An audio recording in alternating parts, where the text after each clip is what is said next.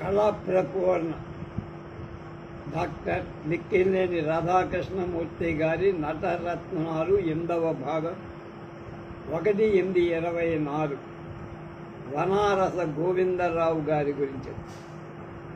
ఆయన బొమ్మ ఇలా ఉంటుంది.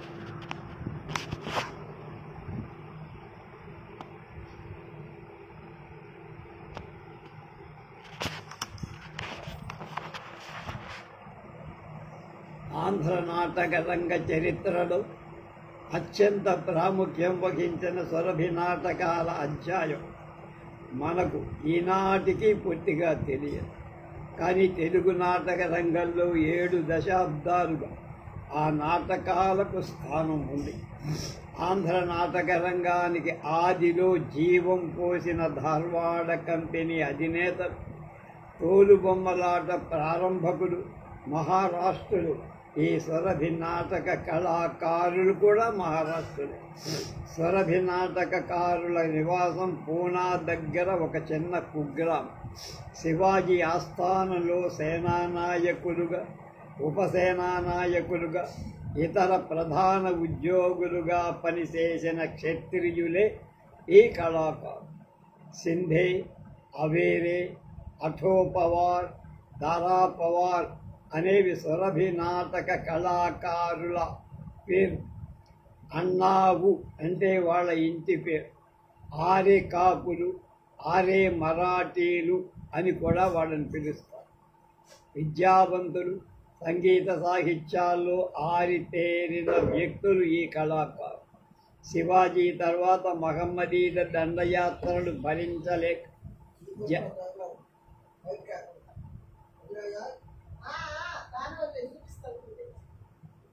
జన్మస్థలం నుంచి ఈ కళాకారులు ఇతర ప్రాంతాలకు వలస వెళ్ళారు. కొందరు ఆంధ్ర ప్రాంతాలు, బళ్ళారి, రాయదుర్గం, ఆదోని పట్టణాలు. ఆ సమయంలోనే తాత కరువు వచ్చింది, చాలా పెద్ద కరువు. దేశంలో తిండికి నీటికి కరువు. ఈ క్షామంలో కొందరు చచ్చిపోయారు. మరికొందరు రాయలసీమ ప్రాంతాలు చేరి మరాఠీలో శ్రావ్యంగా పాటలు పాడి జీవితం గడిపారు. పాటలతో వినోద కార్యక్రమాలు కొనసాగిస్తూ జానపద కళ ప్రవేశపెట్టారు. ఇది ఈత మట్టల్ని బొమ్మలుగా బొమ్మలుగా కత్తిరించి ఆ బొమ్మలాటలో ప్రదర్శించడం. కంఖండి నాటకాలు ప్రదర్శించిన కళాకారులు కూడా వీళ్ళే.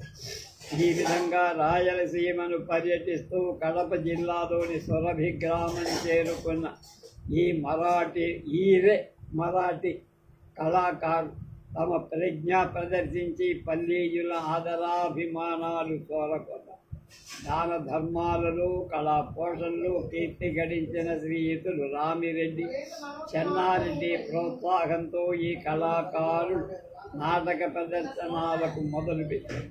ఆ కళాకారులకు నాటక రంగం ఈ పల్లెలోనే పడి, అందుచేత ఈ నాటక శాఖలు సురభి నాటకాలు అనే పేరు ఉంది. ఎక్కడ? కడప జిల్లాలో సురభి.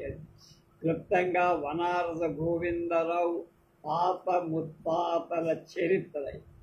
శ్రీ వనారస వెంకయ్య కుమారుడు గోవిందరావు 1867లో పుట్టారు. ఆయన 1915 వరకు, అంటే అదో 13 ఇదో 28 ఏళ్ళ వరకు సురభిలో ఉండి తర్వాత ఆంధ్రదేశం అంతటా నాటక ప్రదర్శనలు ఏర్పాటు చేయటం మొదలుపెట్టి గోవిందరావు గారి నాటక సంస్థ దాదాపు 20 సంవత్సరాలు నడిచి ఆంధ్ర నాటక రంగంలో గోవిందరావు గారి నాటక సంస్థ విశేషంగా పేరు ప్రఖ్యాతులు ఆర్జించింది. గోవిందరావు గారికి 2 భార్యలు, 10 మంది కూతురు, 9 కొడుకు. తెలుగు వెండితెర నటీమటి సురభి బాల సరస్వతి గారు ఆయన మనవరాలు. రంగస్థలం నటీమటి పూర్ణిమ గారు గోవిందరావు గారి కుమార్తె. ఈయన కుటుంబానికి చెందిన వారు దాదాపు 100 మంది పైన. అంతా నటీనటులు. ఇవాళ ఆంధ్రదేశంలో ఉంటున్న సురభి నాటక సంస్థల ఈ కుటుంబం వాళ్ళవే. గోవిందరావు సుమారు 12 తెలుగు నాటకాలు ప్రదర్శించేవాడు. కురుక్షేత్రం, దశావతారాలు, ప్రహ్లాద, మహాభారతం, చింతామణి, కృష్ణలీలలు, సారంగధర, రామదాసు, తులాభారం, లవకుశ, సక్కుబాయి, స్త్రీ సామ్రాజ్యం, స్త్రీ సాహసం మొదలైన నాటకాలు రోజు విడిచి రోజు ఆయన ప్రదర్శన చేశారు. ప్రతిరోజు ఒక కొత్త నాటకం వంతున ఒక నెల రోజులు ప్రదర్శనల కార్యక్రమం కొనసాగించేవారు. ఈ నాటకాలు కురుక్షేత్రం అద్వితీయంగా ప్రజాభిమానాన్ని చూరవని శ్రీతు ధర్మవరం సుబ్బదాసు, కొప్పరపు సుబ్బారావు, విశ్వనాథ కవిరాజు, మల్లాది వెంకటకృష్ణ శర్మ వంటి ప్రముఖ నాటకకర్తలు వాళ్ళకి నాటకాలు రాసిపెట్టారు. గోవిందరావు నాటకకర్తలకు పారితోషం ఇచ్చేవారు. కేవలం సురభి నాటకాలు ప్రదర్శించడమే కాక నాటక కళ ఆంధ్రదేశంలో పునరుద్ధరించిన ప్రముఖులు వనారస గోవిందరావు. 1915 తరువాత ఆయన పశ్చిమ గోదావరి జిల్లా ఏలూరు తాలూకా పోలసానిపల్లె, మా వదిలి గారి ఊరది, తమ నివాస స్థలంగా ఎన్నుకున్నారు. పువ్వులసాని అని నూజివీ జమీందారు గారి ఒక వేశ్య ఉండేదిట. ఆవిడ పేర ఈ ఊరు ఏర్పాటు చేసేట ఆయన. అది పువ్వులసాని, పోలసాని. ఈ గ్రామంలో ఆయన బాలబాలికల విద్యా వ్యాప్తికి ఒక పాఠశాల పోలసానిపల్లిలో స్థాపించి 2-3 బావులు కూడా నూతులు కూడా తవ్వించి ప్రజల యొక్క మంచినీళ్ల కొరత తీర్చారు. నాటక ప్రదర్శనలు స్త్రీలు స్త్రీ పాత్రలు ధరిస్తే ఆ పాత్రలు సహజమైన ఔచిత్యం సంతరించుకుంటాయనే విశ్వాసంతో ఆయన స్థాపించిన సురభి నాటక మండలిలో తమ కుటుంబంలోని స్త్రీలచే స్త్రీ పాత్ర నిర్వహణ చేయించేవారు. ఆనాటి ఆంధ్ర నాటక రంగానికి అది ఒక కొత్త సంప్రదాయం. గోవిందరావు బాల్యంలోనే సంగీత సాహిత్యాల్లో ప్రావీణ్యం సంపాదించారు. నాటకాల్లో ఆయన హీరో నాయక పాత్ర ధరించేవారు.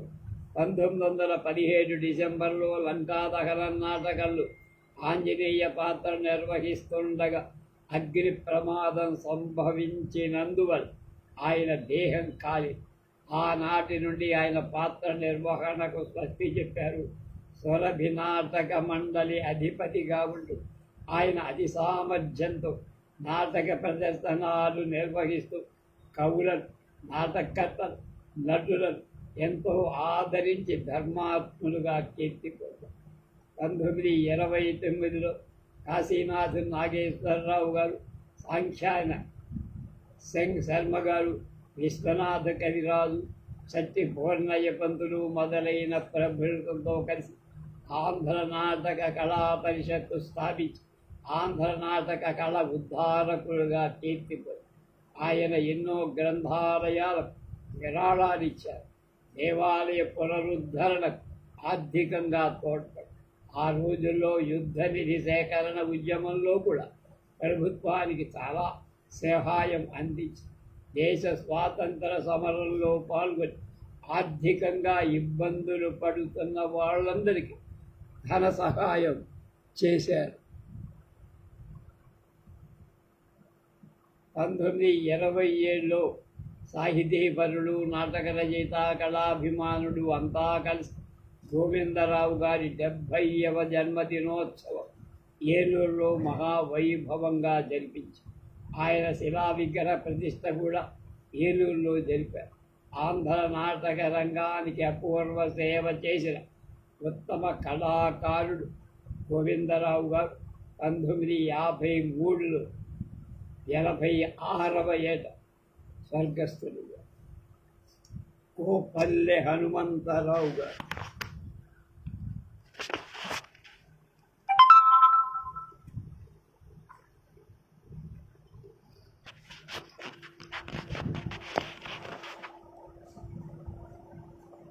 ధార్వాడ నాటక సమాజాలు ఆంధ్రదేశ పట్టణాలన్నిటిలో అద్భుతంగా నాటకాలు ప్రదర్శించి వెళ్ళాక ఆ ఉత్సాహంతో ప్రతి పట్టణంలో ఉపాధ్యాయులు, డాక్టర్లు, ట్రేడర్ గుమాస్తాలు మొదలైన వాళ్ళంతా నాటక రంగంలో ప్రవేశించి ద్విగుణీకృత ఉత్సాహంతో నాటకాలు ప్రదర్శించి అలా ప్రదర్శించిన వారిలో గుంటూరు ఫస్ట్ కంపెనీ ఉన్నత స్థానాన్ని సంపాదించుకుంది. గుంటూరు ఫస్ట్ కంపెనీ ప్రదర్శించిన నాటకాలు బడిగేపల్లె వారి హరిశ్చంద్ర ఆంధ్రదేశమంతా పేరు తెచ్చుకుంది. ఎన్నో సమాజాలకు నటకులకు ఎంతో ఉత్సాహాన్ని ఆ నాటకంలో హరిప్రసాదరావు హరిశ్చంద్రుడిగా, కోపల్లె హనుమంతరావు దండమదిగా, పరిమి రామచంద్రరావు విశ్వామిత్రుడుగా, శ్రీపతి సీనప్ప గారు పత్రి సీనప్ప గారు నక్షత్రకుడుగా ఉండారు. పత్రి వాళ్ళు వైష్ణవులు. ముఖ్యంగా చంద్రమతి హరిశ్చంద్ర పాత్రధారుల అభినయం అందరినీ అశ్రుపూరితుల్ని చేశారు. దేశభక్త కొండా వెంకటప్పయ్య, కాశీనాథు నాగేశ్వరరావు, వేమవరపు రామదాస్ పంతులు, దుగ్గిరాల గోపాలకృష్ణయ్య, టంగుటూరి ప్రకాశం పంతులు మొదలైన నటుల కోవకు చెందిన దేశభక్తులైన విద్యావంతులు కోపల్లె హనుమంతరావు, హరిప్రసాదరావు గారి సరసన కోపల్లె హనుమంతరావు గారు దమయంతి, చంద్రమతి, శకుంతల మొదలైన ప్రసిద్ధ పాత్రలు అత్యద్భుతంగా అభినయించేవారు. హరిశ్చంద్రలో నరుడి పాత్రలో, అలాగే దుష్యంతలో పాత్రలో హరిప్రసాదరావు గారి సరసన నాయకి పాత్ర ధరించడం చాలా సాహసవంతమైనవి. ఆయన అసమాన నటుడు హరిప్రసాదరావు. ఆ నట సమ్రాట్ పక్కన ఉదాత్త నాయిక పాత్ర మెప్పించడం పురుషుడైన స్త్రీ పాత్రధారి ఏమంత తేలికైన విషయం కాదు. హరిప్రసాదరావు హనుమంతరావు గారి కాంబినేషన్ అద్భుతమైన జంటగా పేరు తెచ్చుకో. అనేక మంది నటీనటులు నటనలో సమర్థులైన రంగస్థలం మీద నటించేటప్పుడు నిగ్రహాన్ని కోల్పో. నటించడం ఎంత తెలిసినా అభినయం హద్దుల్లో ఉండాలి. నటకుడికి ఎంత నిగ్రహం ఉంటే అంత మంచి. ఒకే పాత్ర అనేక అవస్థల్ని అనుభవించి అనేక స్థాయిల్లో నటించాలి. అలాగే ఒక భావం నుంచి మరొక భావంలోకి మారే సమయంలో నటన చాలా అదుపులో ఉండాలి. అలా తను ధరించిన స్త్రీ పాత్ర అదుపులో పెట్టుకుంటూ ఆంధ్ర నాటక రంగంలో అసమాన స్త్రీ పాత్రధారిగా పేరు తెచ్చుకున్నవారు కోపల్లె హనుమంతరావు.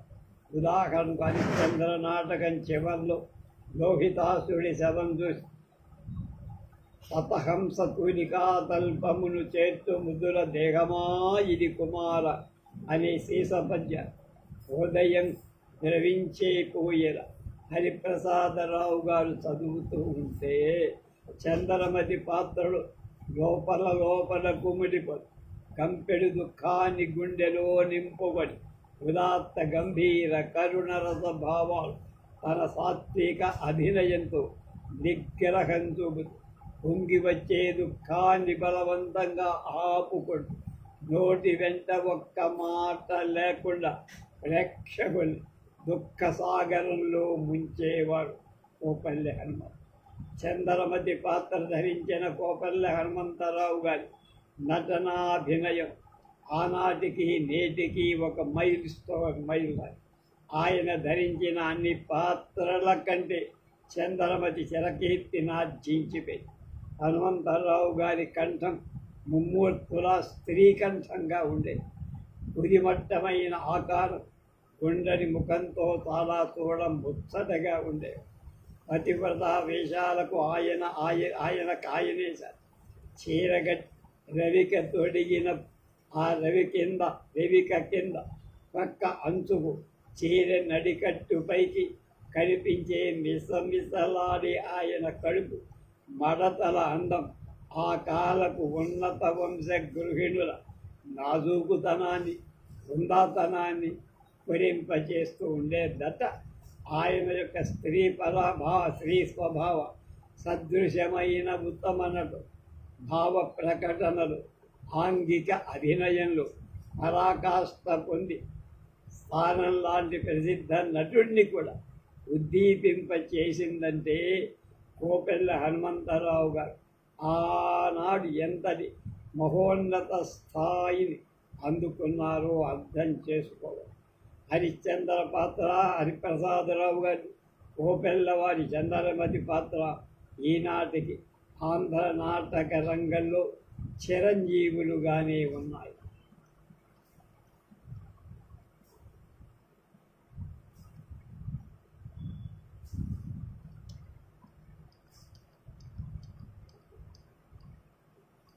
ఎంకేఆర్ దీక్షితులు,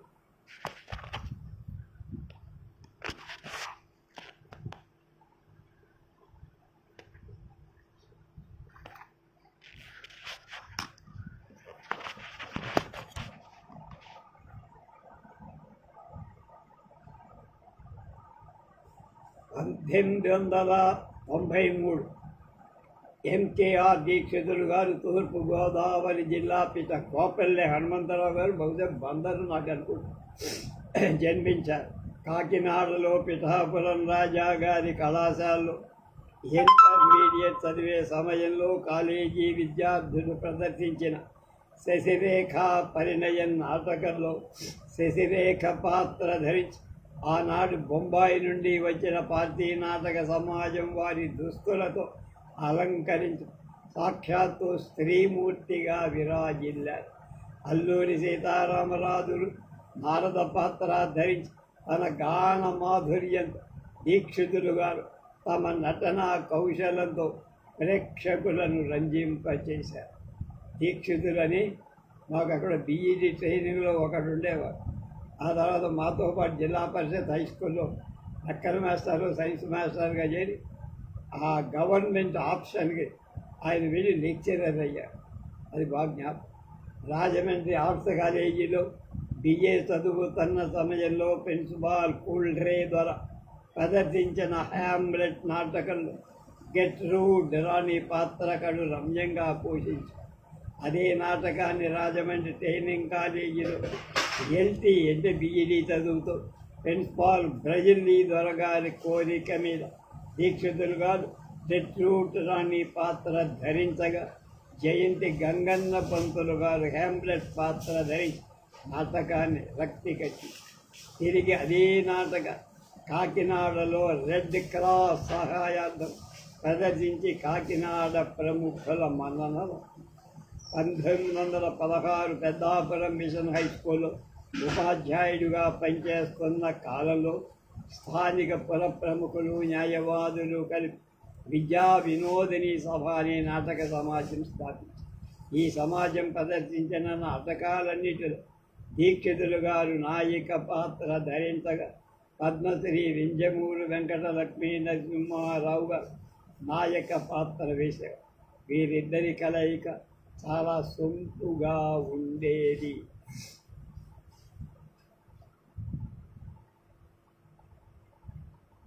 సారంగధర నాటకంలో చిత్రాంగిగా దీక్షితులు గారు ప్రదర్శించేందుకు స్త్రీలు కూడా సమ్మోహితులు అయ్యేవారు. రసపుత్ర విజయంలో విమల పాత్ర వీరి అభిమానం.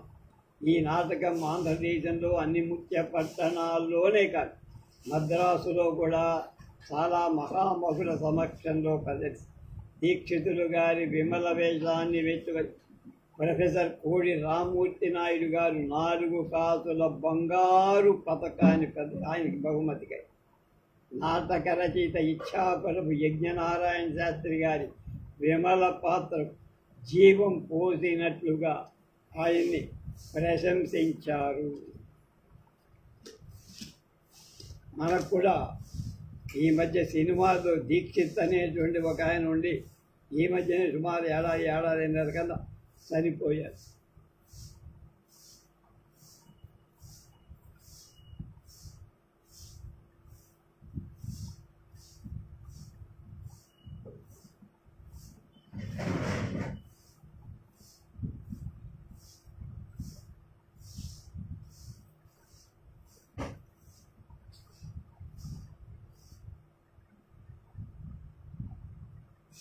ఏలూరులో ప్రదర్శించిన ప్రసన్న యాదవం నాటక పోటీలో సత్యభామ పాత్రకు మొదటి బహుమతిగా బంగారు పథకాన్ని పొందారు.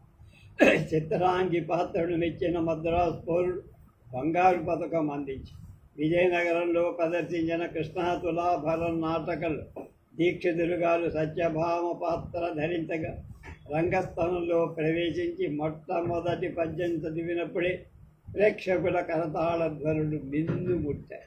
అదే ప్రదర్శన చూడటానికి వచ్చిన విజయనగర్ రాజా సోదరుడు హాల్లో ఖాళీ లేక స్టేజీలో ఉండే ప్రదర్శన చూసి దీక్షితులు గారి నటనకు అక్షరం పొంది ఎంతగానో మెచ్చారు. ఒకసారి పిఠాపురం రాజా కోటలో హరిశ్చంద్ర నాటకం ప్రదర్శించినప్పుడు దీక్షితులు గారు చంద్రమతి పాత్ర ధరించి శోకరసాన్ని అభినయించేటప్పుడు రాజాగారు భరించలేక శోకరస అభినయాన్ని కొంచెం తగ్గించమని డోస్ తగ్గించమని త్వరగా దీక్షితులు గారికి కబురు చేసింది. దీక్షితులు గారు ఆంధ్రదేశంలో ప్రసిద్ధులైన మహానటులందరితో సమాన సరసన పాత్రలు ధరించారు. బందరి డిబి సుబ్బారావు గారి విజయనగర రాజ్యపతన నాటకంలో ఆషాబీగా, చంద్రహాసులో విషయగా, కృష్ణలీలలో యశోదగా నడి ముందులోని కృష్ణారావు గారితో కలిసి రాణి సంయుక్త నాటకంలో సంయుక్తంగా అత్యంత వైభవంగా నటించారు. పై పాత్రలనే కాక లవకుశలో సీత, పాదుకలో కైక, శకుంతల్లో శకుంతల, చింతామణిలో చింతామణి, చిత్ర నళీయంలో దమయంతి నటించి మంచి పేరు పొందారు. 1922 సంవత్సరంలో దీక్షితులు గారు భీమునిపట్నం మున్సిపల్ హై స్కూల్లో ప్రధానోపాధ్యాయులుగా పనిచేసి స్త్రీ పాత్రధారణకు స్వస్తి చెప్పాల్సి వచ్చింది. స్త్రీ పాత్రలు ఇంతకుముందు ధరించకూడదని మున్సిపల్ చైర్మన్ ఆజ్ఞ శిరసావహించాల్సి, కానీ పురుష పాత్రలు ధరించబడనందుకు అప్పటి నుండి నాయక పాత్రలు ధరించారు. ముఖ్యంగా షేక్స్పియర్ నాయక పాత్రలను ఆయన వేసేవారు. షేక్స్పియర్ నాటకాల్లో ఓదెల్లో మ్యాక్బెత్ పాత్రలను, కృష్ణలీలలో కంసుడు, లవకుశలో రాముడు, కృష్ణదేవరాయలులో దేవరాయలు, బొబ్బిల్లు విజయరామరాజు మొదలైన పాత్రలు సహజ గాంభీర్యంతో నడిచి ప్రేక్షకుల ఆదర అభిమానాలు పొందారు. పారుపల్లి సత్యనారాయణ నారద వేషం అనుకుంటా.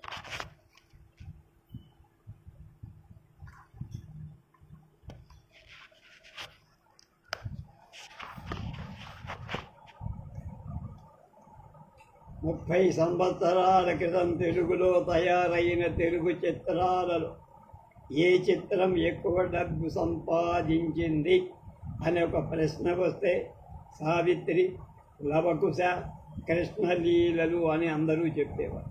సావిత్రి చిత్రం 1933లో, లవకుశ 34లో, కృష్ణలీలలు 35లో వచ్చాయి.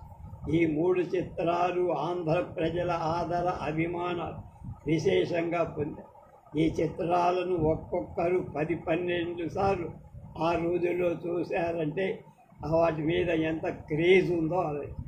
ఆనాడు ఆ 3 చిత్రాలు ఎక్కువ పేరు ప్రఖ్యాతులు, డబ్బు కూడా. ఈ 3 చిత్రాల్లో అమర గాయకుడు పారుపల్లి సత్యనారాయణ గారు నటించటమే కాదు, ఆ పాత్రలో జీవించి అమర గానంతో దేశానంతటినీ సంగీత సాగరంలో ముంచి ఆంధ్రుల అభిమానాన్ని చూరగొన్నారు.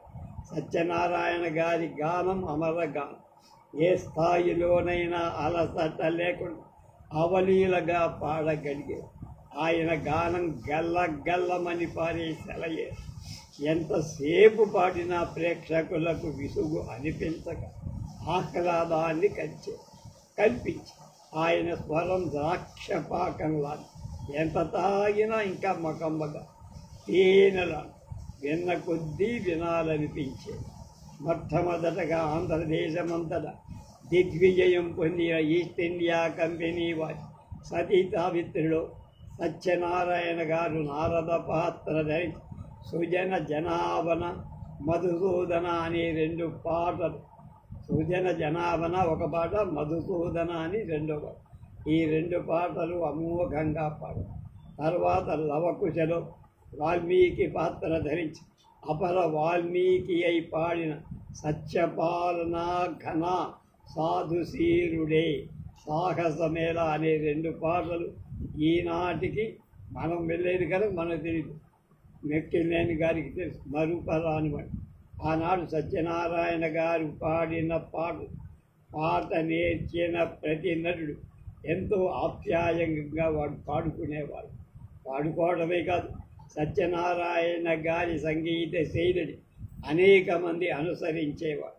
చిత్రం చూసిన ప్రతి ప్రేక్షకుడు సత్యనారాయణ గారి పాటలే పాడేవారు. సత్యనారాయణ గారు కృష్ణలీలలు, పృథ్వీపుత్ర, దశావతారాలు, భీష్మ, విరాట పర్వం, పాదుక మొదలైన చిత్రాల్లో సినిమాలు వివిధ పాత్రలు ధరి. కానీ వారికి పేరు తెచ్చిన మావి సావిత్రి, లవకుశ, కృష్ణ. సత్యనారాయణ గారి కృష్ణా జిల్లా దివి తాలూకాయే. తండ్రి లక్ష్మీనారాయణ గారు, తల్లి సీతమ్మ, అన్నగారు వెంకటేశ్వరరావు గారు. నివిధాలు ఒకటే మనకు శ్రీకాకుళం అన్నమాట. పారుపల్లి వారి వంశంలో పుట్టిన ప్రతివాడు సంగీత విద్వాంసుడు. ఆ కోవకు చెందిన వాళ్ళే సుప్రసిద్ధ గాయక సార్వభౌమ పారుపల్లి రామకృష్ణయ్య పంతులు గారు, పారుపల్లి సుబ్బారావు, పారుపల్లి తిరుమలరావు మొదలైనవి. ఆనాటి ఆ దేవుడి గుడికి వెనకాల వాళ్ళు ఇల్లు ఉంటాయి. నాటక రంగంలో పాడగలిగిన వాళ్ళే ప్రముఖ నటులుగా చలామణి. సత్యనారాయణ గారి నాటకాల్లో పాత్రలు ధరించాలని కుతూహలం కలిగి వేషాలు వేయటం ప్రారంభించి, నాటకాల్లో పాత్రలు ధరిస్తే చెడిపోతారని నాటకాలు వేయటానికి వీల్లేదని తల్లిదండ్రులు ఆంక్షలు వేసి, అంతేకాదు మాట ధిక్కరించి ఇక మీద నాటకాల్లో పాత్రలు వేస్తే తనతో మాట్లాడే పని కూడా లేదని తండ్రి కళాఖండీ చేశారు. సత్యనారాయణ గారికి ఏం పాలు పోల, కళాతృష్ణ ముందుకు లాగుతోంది. ముందు గొయ్యి వెనకను ఏమి చేయడం అన్నగారైన పారుపల్లి సుబ్బారావు గారి సలహా అడిగారు. అప్పట్లో బందర్లో దేదీప్యమానంగా వెలుగుతూ పేరు ప్రఖ్యాతాలు సంపాదించుకున్న బాలభరత సంఘంలో ప్రవేశించి దాదాపు 4-5 సంవత్సరాలు అక్కడే ఉండి ఎంతో అనుభవం పొందారు. తర్వాత తెనాలి కంపెనీలో చేరారు. గగ్గయ్య గారి వంటి ప్రసిద్ధ నటుల సమాజం అది. మొదటి నుండి సత్యనారాయణ గారి ఆడవేషాలు వేయటం అంటేనే సరదా. ధరించిన స్త్రీ పాత్రల్లో గణనలోకి వచ్చింది ద్రౌపది, తులసి, రంగూన్, రౌడీలో కన్నపూర్ణ. ఈ 3 పాత్రలు ఆయన ధరించిన ఉత్తమ పాత్ర. ఈ పాత్రలు మెచ్చుకున్న అనేక మంది ప్రేక్షకులు ఆయనకు సువర్ణ పథకాలు, రజిత పాత్రలు బహుకై. ఆయన ఆంధ్రదేశమంతటా నాటక సమాజాలతో సంచారం చేశారు. ఆయన 1906లో జన్మించి 48లో అంటే 42 ఏళ్ళే ఉన్నారు. జీవించిన అతి కొద్ది కాలంలో ప్రజాభిమానాన్ని విశేషంగా పొందారు. కర్ర పేరయ్య శాస్త్రిగా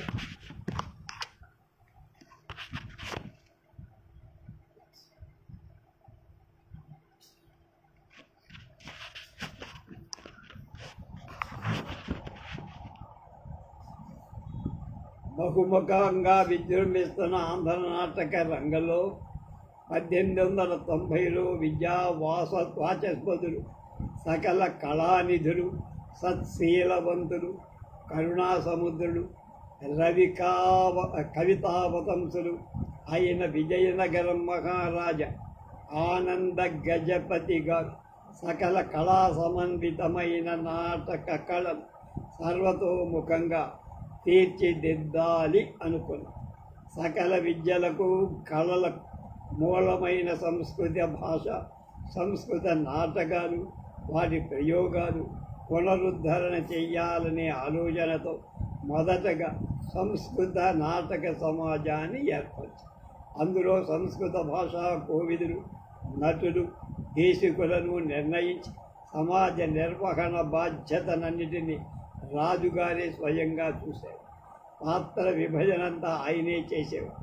సంస్కృత సంభాషణ, ఉచ్చారణ రాజాగారే నేర్పేవారు.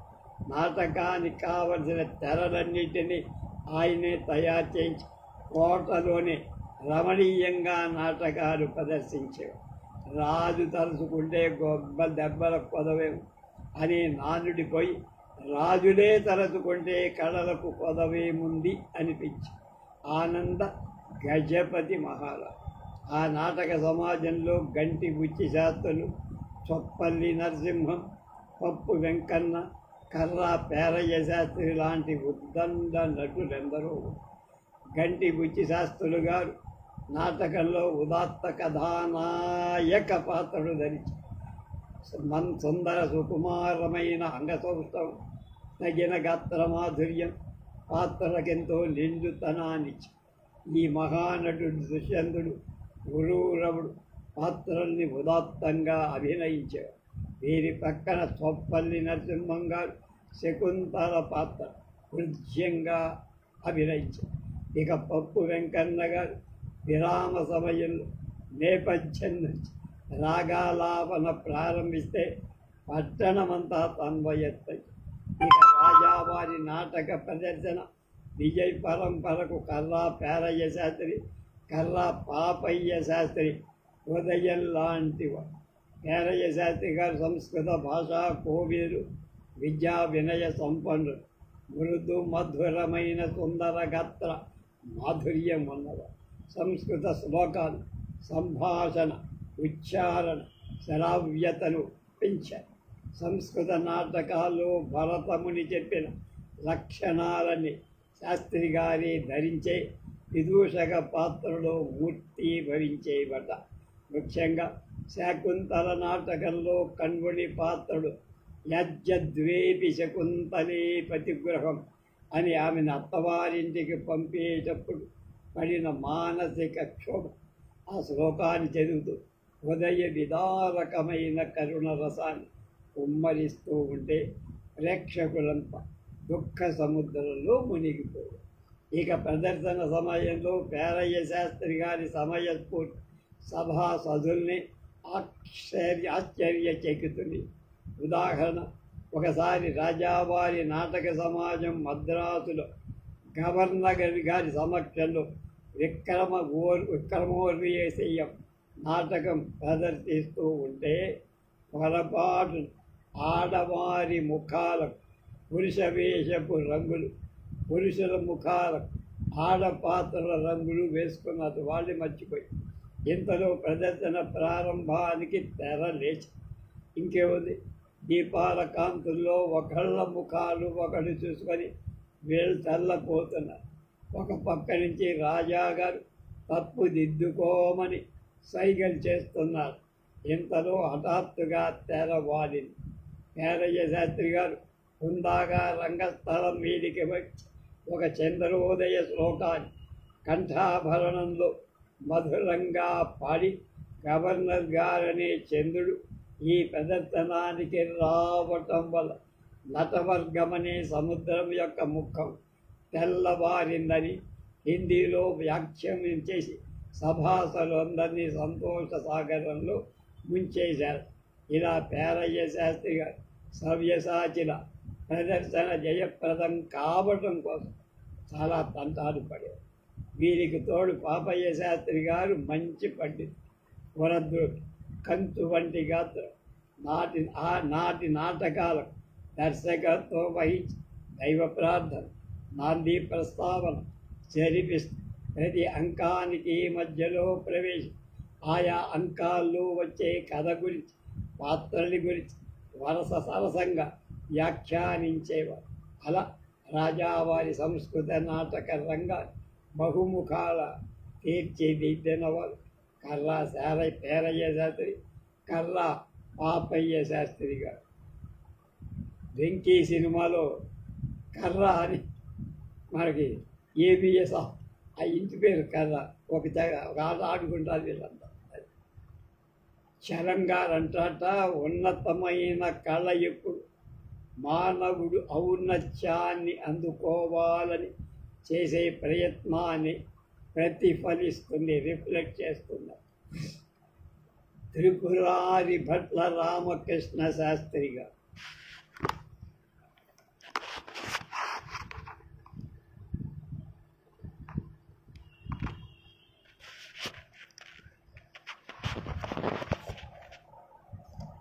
ప్రాచీన కాలం నుండి పరమ భక్తులైన నారదాది మునులే కాక కలియుగంలో గీత గోవింద కర్త అయిన జయదేవ కవి లక్షణాది దేవల నామాలు రచించిన పురందరదాసు వేల కొలది సంకీర్తనలు 32,000 రచించిన అన్నమాచార్యులు కృష్ణలీలా తరంగణి మొదలైన కీర్తనలు రాసినటువంటి నారాయణ తీర్థులు భక్తి శృంగార సమ్మిశ్రితమైన పదాలు రచించిన క్షేత్రయ కర్ణాటక సంగీతానికి సహోన్నత స్థానాన్ని స్థితిని కలగజేసిన త్యాగ బ్రహ్మ ముత్తుస్వామి దీక్షితులు శ్యామశాస్త్రి కర్ణాటక సంగీత త్రయం వీళ్ళంతా గీతాలు రచించి సంగీత ఉపాసనతో తాము తరించి లోకాన్ని తరింపజేసి అలా ఆంధ్ర నాటక రంగస్థలం మీద తాను ధరించే నారదాది పాత్రల ద్వారా శాస్త్రయుక్త పదాలను తరంగాలను అష్టపదులను సంగీత సాహిత్య నృత్య సమ్మేళనంతో భక్తి భావాన్ని తన్మయతను పవిత్రతను ప్రేక్షకుల్లో కలగజేసి రంగస్థలాన్ని అలరించి ఒక నూతన సంవిధానాన్ని వందీవాచకం పలికిన ప్రసిద్ధ నటుడు త్రిపురారి భట్ల రామకృష్ణ శాస్త్రి. తెలుగు నాటక రంగం ఖ్యాతి వహించిన నటులు ఆయన టి రామకృష్ణ శాస్త్రి అని పిలువబడి త్రిపురారి భట్ల రామకృష్ణ శాస్త్రి పేరెన్నిక గండ నటుడు.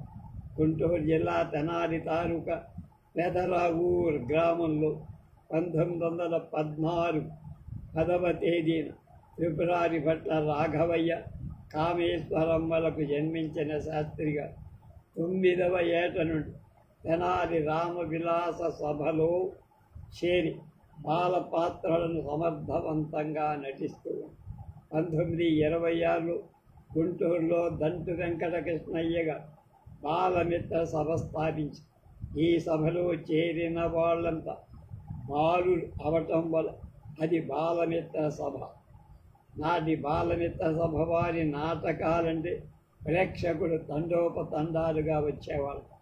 తర్వాత కాలంలో సూరిబాబు, కళ్యాణి అంటే కళ్యాణ్ రఘురామయ్య, నాగలింగం, రామలింగం మొదలైన అనేక మంది ప్రసిద్ధ నటులు అందులోంచి వెలుగులోకి అలా వెలుగులోకి వచ్చిన వాళ్ళలో త్రిపురారి భట్ల రామకృష్ణ శాస్త్రి గారు. బాలమిత్ర సభలో చేరిన శాస్త్రి గారు రోషనారులో శివాజీ, కృష్ణలీలలో యశోద, రామదాసులో రామదాసు మొదలైనవి ధరించి ఆంధ్రదేశంలో బళ్ళారి మొదలు పరంపురం ప్రఖ్యాతి వహించి అనేక బహుమతులు. తర్వాత 1936లో స్థానం నరసింహారావు, సిఎస్ఆర్ ఆంజనేయులు మొదలైన సుప్రసిద్ధ నటులతో నాటకాలు ప్రదర్శిస్తూ ఉండగా ఆనాటి ప్రసిద్ధ చలనచిత్ర దర్శకులైన చిత్రపు నారాయణమూర్తి రామకృష్ణ శాస్త్రి గారి హావభావాలకు, నటన అభినయానికి, సరస సంగీతాన్ని ముగ్ధులై ఆయన నిర్మిస్తున్న మోహిని రుక్మాంగద చిత్రంలో నటింపవలసిందిగా ఆహ్వాని ఈయనే ఈ చిత్రపు నారాయణమూర్తి గారే భక్త ప్రహ్లాద కూడా దర్శకత్వం వహించి అందుకు అంగీకరించిన శాస్త్రి గారు ఆ సినిమాలో నారద పాత్ర ధరించి జయదేవ మహాకవి అష్టపదులు శాస్త్రోక్తంగా భావయుక్తంగా మృదు మధుర సంగీతం పాటు శాస్త్రీయంగా నృత్యం చేస్తూ నారద పాత్ర ఒక ఉత్తమ స్థాయిని ఆపాదించి అత్యద్భుతంగా అభినయి ఆంధ్ర ప్రజల అపార అభిమానాలు అందుకొని నారద పాత్రలో అంతకు ముందు ఎవ్వరు సంపాదించనంత గౌరవ ప్రతిష్టలను శాస్త్రి గారు స్వరద్రూపి తీర్చిదిద్దిన అంగ సౌష్ఠవంతో నారద పాత్రలు ముమ్మూర్తుల నారద మహర్షిగా భాషించే ఒక్క చిత్రంలోనే ఉత్తమ స్థాయి అందుకున్న శాస్త్రి గారు తర్వాత మార్కండేయ, దక్షయజ్ఞ, ప్రహ్లాద, భైరావణ, సుమతి మొదలైన 12 సినిమాలు వివిధమైన పాత్రలు నిర్వహించి ప్రముఖ స్థానాన్ని అలంకరించారు. తిరిగి నాటక రంగంలో చేరి ప్రఖ్యాత నటుడు కలియుగ ఆంజనేయ బిరుదాంకితుడైన బేతా వెంకట్రావు గారి రామాంజనేయ యుద్ధం నాటకంలో నారద పాత్రను సమర్థవంతంగా నిర్వహించి కొన్ని వందల ఈయన గురించి కూడా మనం చెప్పుకున్నాము, రాశాను. నేతా ఆంజనేయులు గారు 3000కు పైగా రామాంజనేయ యుద్ధ నాటకాన్ని ఆడారు. తర్వాత ఆయన నాటకం ఆడుతూనే గుండెకి చనిపోయారు. తర్వాత ఎన్నెన్నో నాటక సమాజాల్లో నేత సూర్యప్రకాష్ అని ఆల్ ఇండియా రేడియోలో ఒక ప్రోగ్రామ్ ఎగ్జిక్యూటివ్ ఉండారు. ఉన్నారో లేదో నాకు తెలియదు. ఆయన మరి బేతానే కనుక వీరికి వాళ్ళకి సంబంధం ఏమిటో పడితే తర్వాత ఎన్నెన్నో నాటక సమాజాలు ఎందరో మహానటులతో నాటకాల్లో పాత్రలు ధరించారు. ముఖ్యంగా శాస్త్రి గారు ధరించిన పాత్రలు బిల్వమంగళ, శివయోగి, రామదాస్, కబీర్, నారద మొదలైన పాత్రలు గొప్ప పేరు తెచ్చిపోయాయి. 1952లో ఢిల్లీలో భారత ప్రధాని నెహ్రూ సమక్షంలో స్థానం నరసింహారావు ప్రదర్శించిన తులాభార నాటకంలో నారద పాత్ర ధరించి వారి చేత బహుమతి పొందారు. ఈనాడు 60 సంవత్సరాలు పైపడినా అలుపు సులుపు లేకుండా నృత్యం చేస్తూ పాటలు పాడు, పద్యాలు పాడు నారద పాత్ర ధరిస్తూనే ఉండాలి. ప్రేక్షకులను ఆనంద పరవశుల్ని చేస్తూనే ఉండాలి. ఒక పక్క నాటకాల్లో పాత్ర ధరిస్తూ మరో పక్క హరికథా కాలక్షేపాలు చేస్తున్నారు. ఆ తరం నుంచి ఈ తరం క్రమశిక్షణలో నాటక కళామ తల్లి సేవ చేస్తున్న రామకృష్ణ శాస్త్రి గారు ధన్యులు. రేపు సింగరాజు నాగభూషణ్ రావు అనే నటుడి గురించి తెలుసుకుందాం.